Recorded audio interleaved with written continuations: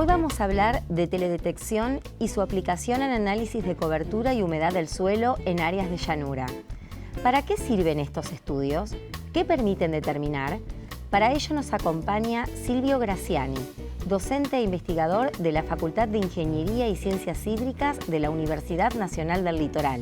Bueno, Silvio, vamos a empezar a hablar de teledetección. Y para eso quiero que me cuentes un poco de qué se trata. ¿Qué es la teledetección y en qué áreas o campos de estudio se aplica principalmente? Bien, la teledetección es una técnica que se utiliza para obtener información de la superficie de la Tierra a partir de imágenes aéreas. Esas imágenes pueden ser tomadas por un satélite, por un avión o actualmente por un dron. Entonces, tenés la imagen, que es el dato, procesás y obtenés información para múltiples aplicaciones: minería, catastro, ordenamiento territorial, agricultura y diversos usos que te imagines. Inclusive hay un área que se puede utilizar para medicina. Hay ejemplos o aplicaciones que hace la CONAE, Comisión Nacional de Actividades Espaciales, para detectar sobre la superficie distintos vectores, como el roedor que produce la fiebre hemorrágica argentina.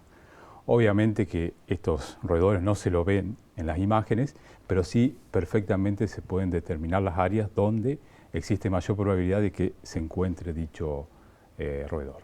Bien, y hablando de áreas de estudio, justamente ustedes están trabajando en una investigación en áreas de llanura para justamente estudiar la cobertura y uso del suelo y humedad del suelo, básicamente. ¿En qué área geográfica específica están trabajando en la provincia con esta investigación? Bien, estamos trabajando en el distrito Sunchales, el departamento Castellanos, que está en el centro oeste de la provincia de Santa Fe. ¿Y con qué objetivo? Digamos, ¿cuál es el objetivo de la investigación? El objetivo es tratar de diferenciar ciertos cultivos de verano principalmente. Esto surgió porque hace unos 2 años aproximadamente estábamos en otro proyecto financiado por la provincia con otros grupos de investigación y nosotros teníamos la tarea de mapear, cartografiar los cultivos y tratar de diferenciarlos.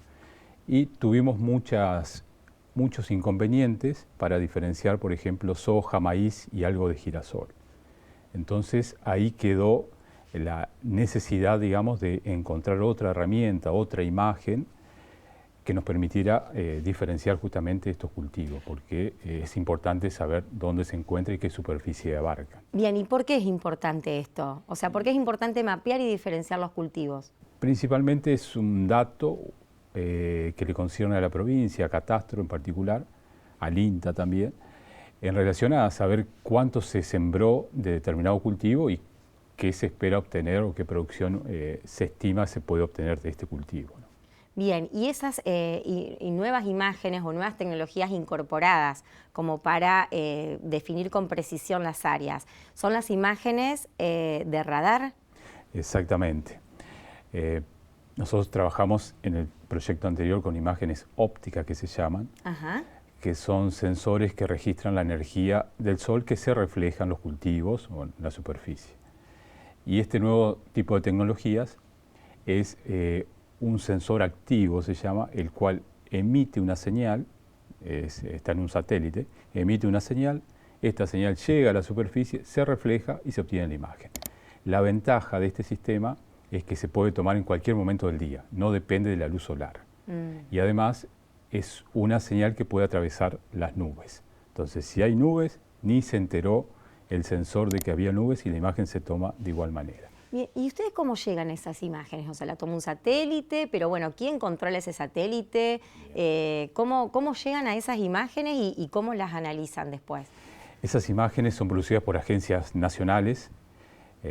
La Agencia Nacional Argentina, la CONAE, es una. La Agencia Espacial Europea es otra importante, la NASA de los Estados Unidos, y así distintos países tienen agencias espaciales con satélites. En el caso de los satélites radares son muy pocos los países que tienen este tipo de tecnología. Argentina es uno.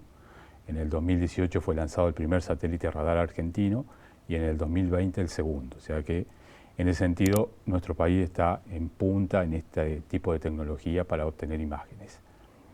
Este tipo de imágenes, no generalmente, pero hay algunas instituciones que la ofrecen gratuitamente.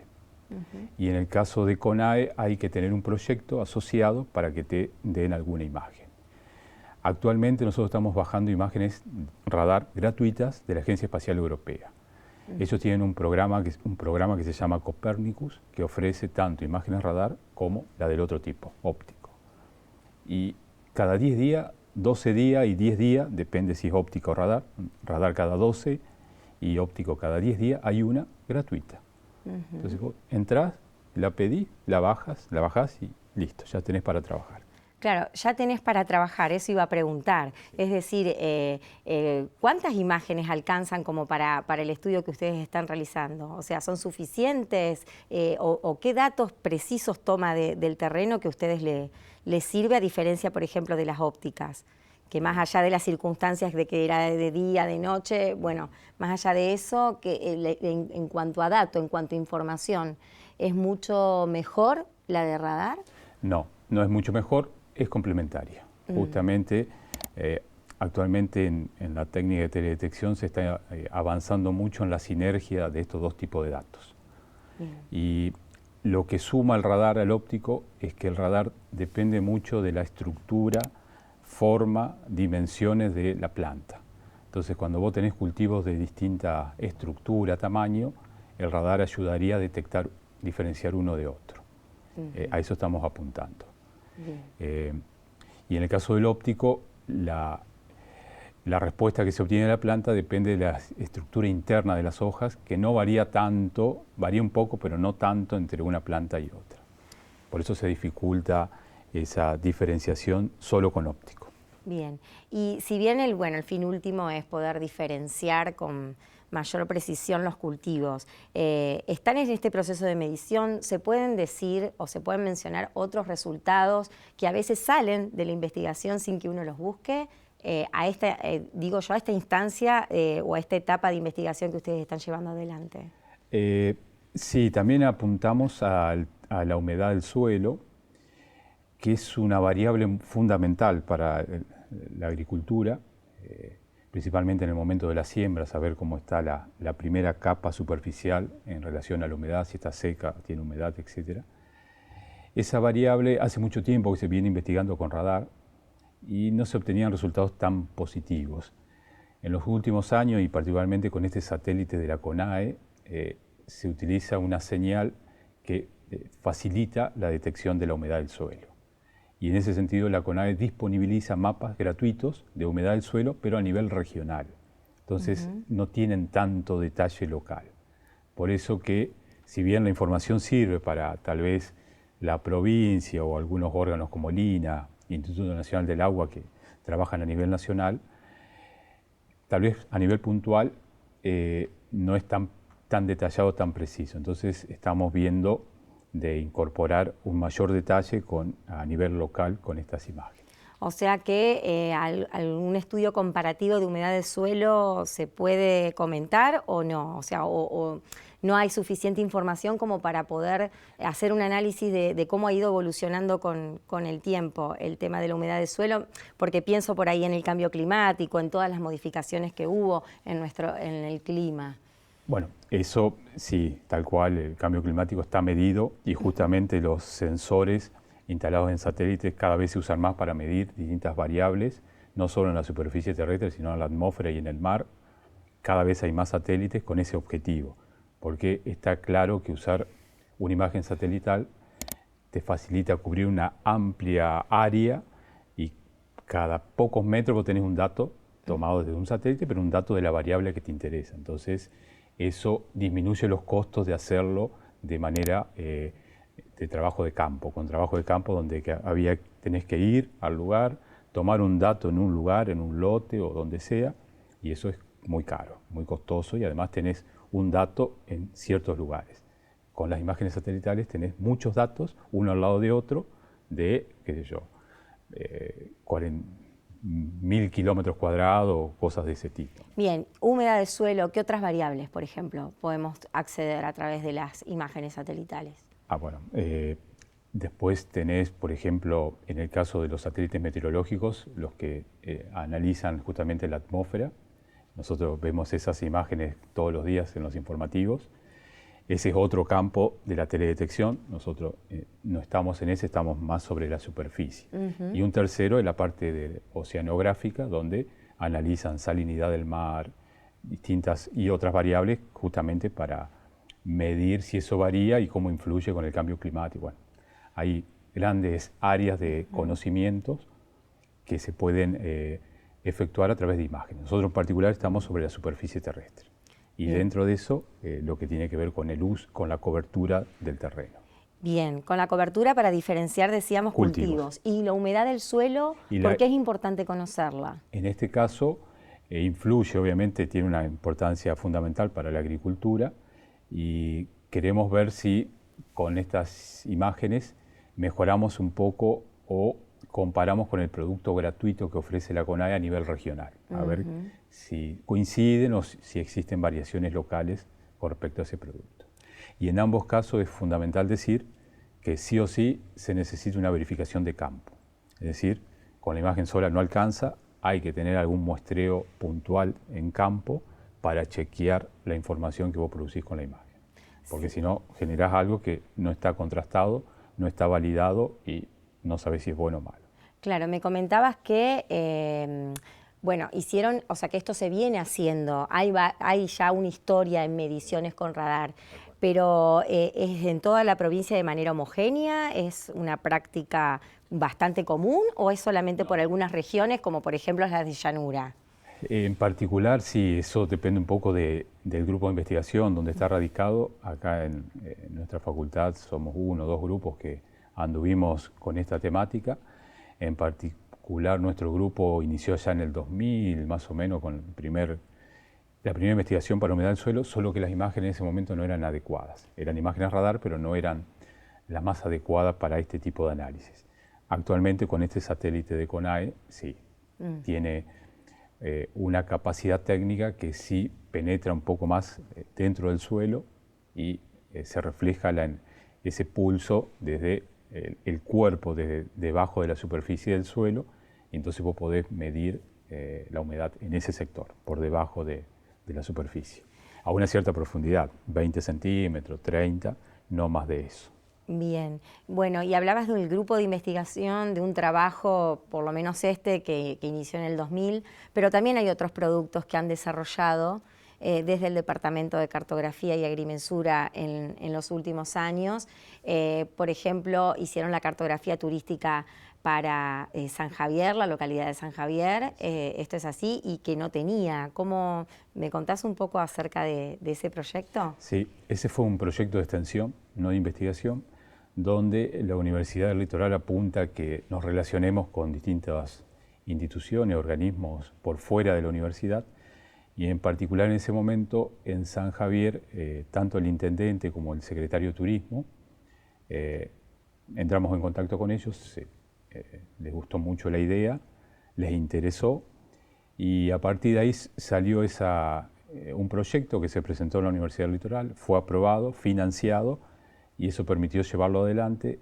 Y lo interesante de este proyecto fue que no solo fue hacer la cartografía, sino que los alumnos tuvieron la posibilidad de ir al área de estudio, recorrer la zona de islas, acompañados por los guías de pesca de la zona que también participaron en este proyecto. Y fue una interacción que tuvieron los alumnos que no es común. En un alumno no se acostumbra a tener relaciones con otras instituciones, que generalmente quedan en el entorno universitario. Y en este caso esta convivencia fue muy interesante, tanto para el alumno como para las instituciones de la Municipalidad de San Javier, y se terminó con un producto turístico que bueno, es una herramienta más para que San Javier pueda publicitar justamente sus áreas turísticas. ¿Y en qué consistía ese producto? O sea, ¿qué contenidos trabajaron ustedes? Sí, básicamente era la zona de islas, donde se ponía la toponimia, es decir, los nombres locales de los cursos de agua, islas, se marcaban las zonas donde predomina determinada fauna, flora, e inclusive los guías de pesca nos indicaron ciertos hitos que hay en esa zona que ellos conocen y que marcamos. Por ejemplo, hay una escuela primaria que está cerca del cauce principal del río Paraná, y algún otro elemento que ahora no recuerdo exactamente, pero bueno, fue mucha información que ellos tienen y las volcamos en una cartografía de un sector enfrente a la ciudad de San Javier. Y luego esto continuó, porque una de las islas, que está, la que está más cercana, digamos, o al sureste de la localidad, pertenece al municipio. Las otras son privadas o son de la provincia, pero hay una que era propia del municipio y que ellos la querían instaurar, digamos, como una reserva natural. Entonces quedó esa idea, y luego en algún momento hubo alumnos que se interesaron en seguir eso, y hubo uno que hizo una cartografía específica de esa isla, y el siguiente, ese fue un alumno de perito, y el perito topocartógrafo, y luego vino otro de ingeniería en agrimensura, que claro, en función de la carrera tienen algunos conocimientos más profundos de catastro, la parte legal, etc. Y ese otro alumno colaboró con la municipalidad, con los responsables de esa área en la municipalidad, para conseguir que la provincia le reconozca el dominio de la isla al municipio. Finalmente se logró, ya estaban, digamos, los documentos estaban, pero había que organizar un poco esta cuestión y, digamos, indagar o avanzar en catastro para que esto siga corriendo. Finalmente se logró y oficialmente se declaró esa isla como reserva natural del municipio. Y además, ese alumno trabajó con otros profesionales de distintas áreas, ambientales, recursos hídricos, arquitectos, etcétera, e hicieron una zonificación de la isla. Entonces quedaron sectores para hacer caminatas, sectores para hacer apicultura. Hay un sector donde todavía hay un vecino que realiza unas ciertas actividades, y luego un área más, digamos, autóctona, prístina, que no se puede hacer caminata, queda un poco más reservado. Entonces, ese fue un segundo producto o un tercer producto donde justamente se subdividió esa isla en zonas. ¿Y antes no había absolutamente nada? O sea, estaba... Y estaba la cartografía postergada. catastral, una cartografía antigua, un plano de mensura antiguo, pero las islas van cambiando la forma. Claro. Y con esto, bueno, esa última cartografía del año 2019, así que quedó bastante actualizada. ¿Recordás el nombre de la isla? ¿Tiene nombre? La Rinconada. La Rinconada. ¿Y dónde está específicamente ubicada? Está sobre el río San Javier, Bien. al sureste de la localidad. Cuando vos estás en el camping de la localidad de San Javier, se la aprecia. El origen, la parte norte de la isla se la aprecia. Y contaba la gente del lugar que en una época había un puente, un pequeño, sí, un puente que atravesaba un riacho ahí para llegar a la isla, que bueno, después con el tiempo se vino abajo, y actualmente hay que pasar en canoa o alguna embarcación. Bien, pero es algo que se está frecuentando ahora. Y sí, ahora ella es reserva, está declarado así, y bueno, la idea del municipio era utilizarlo para grupos de estudiantes, chicos, la gente los domingos, etcétera, que pueda ir a ese lugar. Qué bueno. Y bueno, esto es un producto de extensión, de la extensión universitaria. Y bueno, también recuerdo que hubo también otro proyecto emblemático en extensión, y que fue la cartografía para ciegos, que se hizo en un momento también con una docente, coordinado por una docente de nuestra facultad. Sí, Lilian Coronel es el nombre de esta docente. Y los alumnos, también los menciono, que las cartografías previas, Damián Gamarra y Gonet. No me acuerdo, Enzo Gonet. Bueno, y en el caso de Lilian, hizo cartografía para ciegos. Ella trabajó con una escuela justamente de ese tipo especial que existe en la ciudad de Santa Fe, se contactó, y bueno, ella tuvo esa iniciativa de empezar a hacer, impresiones en 3 dimensiones de un cierto barrio, no de toda la ciudad evidentemente, y donde estas personas pueden táctilmente ubicarse sobre esa cartografía. Interesante que ella tuvo una relación con una docente de la Universidad Federal de Santa Catarina en Brasil, que estaban lo mismo, se pudieron conectar y y bueno, trabajaban conjuntamente y también tuvo alguna relación con investigadores de Santiago de Chile y bueno, llegó a un producto muy interesante de ese tipo. Bueno, sos director de la carrera de Ingeniería en Agrimensura, una carrera relativamente joven en la facultad, que ha mantenido siempre una buena matrícula en número.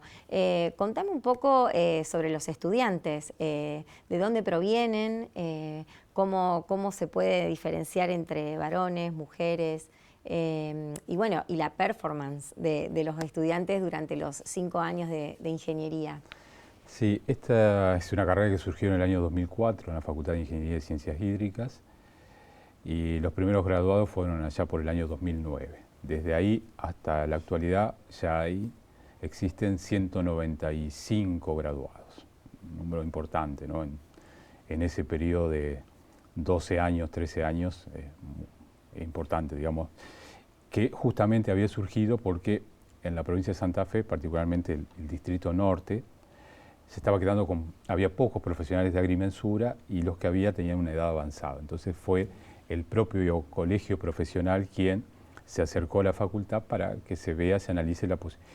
Y junto al colegio de Santa Fe vino el de Entre Ríos. Fueron ambos colegios que pidieron que se analizara la posibilidad de crear esta carrera.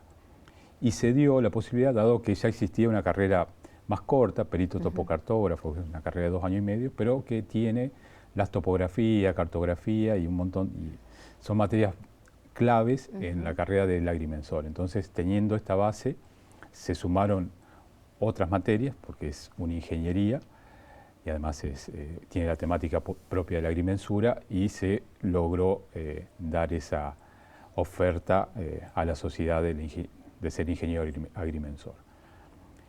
Los estudiantes, interesante ver que la mayoría son del interior, tanto de la provincia de Santa Fe, del norte, centro-norte, o de Entre Ríos, lo que sería la parte oeste de la provincia de Entre Ríos. Al principio había mayor número de varones, digamos así, pero en los últimos años se ha equiparado y hoy es 50 y 50. Bien, y si han tenido la posibilidad de hacer un mapeo de qué hacen los graduados hoy, la mayoría de los graduados se han volcado al ámbito privado, están en el ámbito público, ¿cómo han podido seguir eso, hacer un seguimiento de su ejercicio profesional? Sí, la facultad tiene un área específica de graduados y ellos continuamente están indagando este tipo de información y se ha visto que al principio la mayoría va al ámbito privado, pero luego algunos tratan de involucrarse en instituciones públicas, principalmente Catastro. Catastro es para el agrimensor lo que es un hospital para un médico. Entonces, si no consiguen en Catastro, quien le interesa la parte pública va a otras instituciones del Estado que la mayoría requieren en general la participación de un agrimensor. Y en el ámbito privado, principalmente se dedican a la mensura, a ejecutar operaciones de mensura, y también se ha dado en estos últimos tiempos varios que se han dedicado solo a la topografía. Han hecho pequeñas pymes de empresas de topografía y se dedican a hacer eso, topografía en distintos sectores. Hay algunas que están inclusive trabajando en el sur del país o en el oeste, en la parte minera, y van subcontratando a los nuevos graduados. Bueno, y para terminar, me quedé con lo que comentabas al principio de esta necesidad de renovar generacionalmente la disciplina, sobre todo en nuestra área de influencia, ¿no? Aquí en Santa Fe y área de influencia. Pero para formar ingenieros se necesitaban de especialistas también formados en ingeniería en agrimensura. ¿Quiénes eran esos agrimensores no graduados de la FICH que también enseñaron a los nuevos? Sí, buena pregunta. Aproximadamente fueron unas 12 materias específicas que no teníamos y que forman como el corazón de la agrimensura, en la cual hubo que crear cargos y traer docentes ya formados para que las dicten. En ese sentido tuvimos un apoyo incondicional y fundamental, diría yo, de la Universidad Nacional de Rosario. En Rosario, en la Facultad de Ciencias Naturales y Exactas, FCEIA, existe la carrera desde hace 100 años.